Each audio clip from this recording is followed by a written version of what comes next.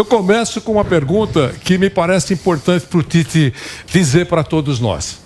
Tite, por que, ao longo da sua caminhada, Dudu e o Veiga não fascinaram o técnico da seleção brasileira?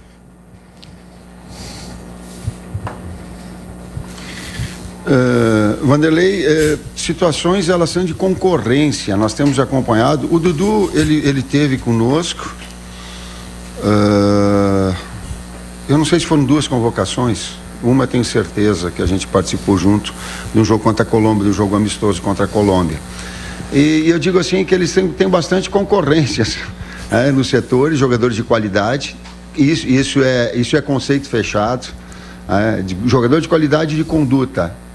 Então tem essa verificação dos atletas e tem essa concorrência também nesse acompanhamento que a gente tem de todos, mas de opções, e opções elas se justificam na medida do modelo, na medida do momento, e respeitando também as opiniões divergentes em relação a isso.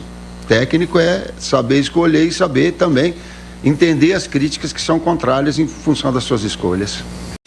Voltando só a uma pergunta que já foi feita aqui, eu sei que você responde um dia sim e no outro também, um assunto que já deve estar te perturbando, que é a história do Veiga.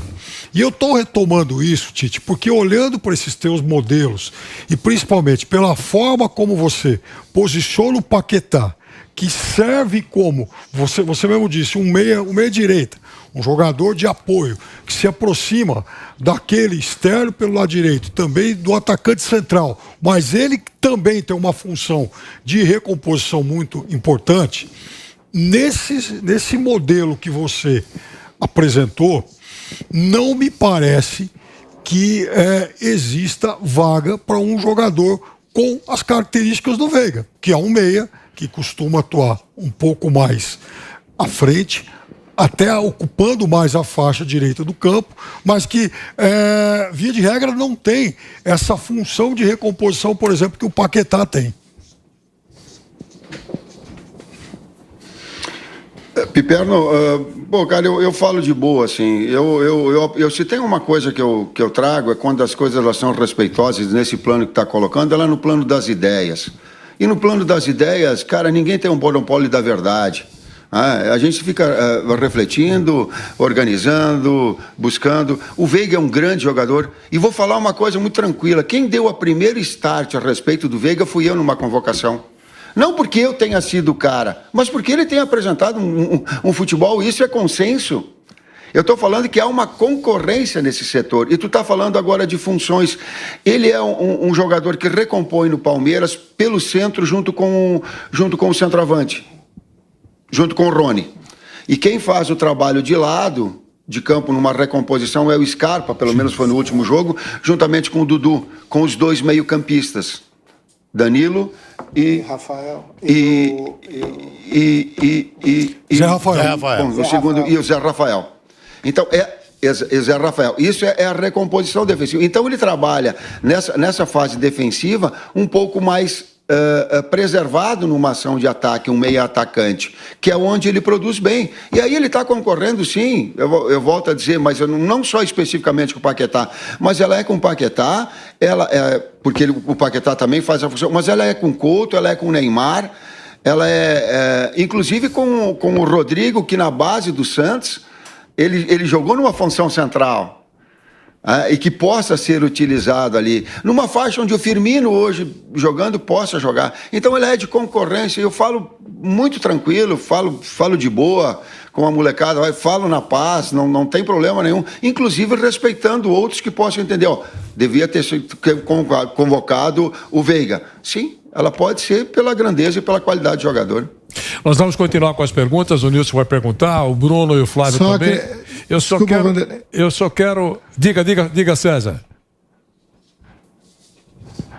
Só acrescentando, né, mencionar o nome do Alex também. O Alex falou do Veiga lá atrás, né, a gente sempre busca algumas informações, o Alex que é da função, e o Veiga tem estado em todas as nossas listas, né, assim, isso não quer dizer, como o Tite disse, é uma concorrência, mas não quer dizer que não possa vir mais, né, assim, a gente tem, essas escolhas são pontuais. Nilson, a sua pergunta ao professor Tite, ao César, queremos conhecer o que é que você tem para perguntar inicialmente para eles. Grande César Sampaio, eu sinto saudade do César. Você precisa, depois que acabar esse negócio de Copa do Mundo, você volta aqui com a gente, viu, César? Você faz uma falta desgraçada. Tite, um abraço para você. Faz mesmo. Tite, um abração para você. Eu vou dar uma no seu peito logo de cara, Tite. Quero saber qual é o seu critério. Se é geográfico, qual o percentual do critério geográfico seu para convocar um atleta para a seleção brasileira?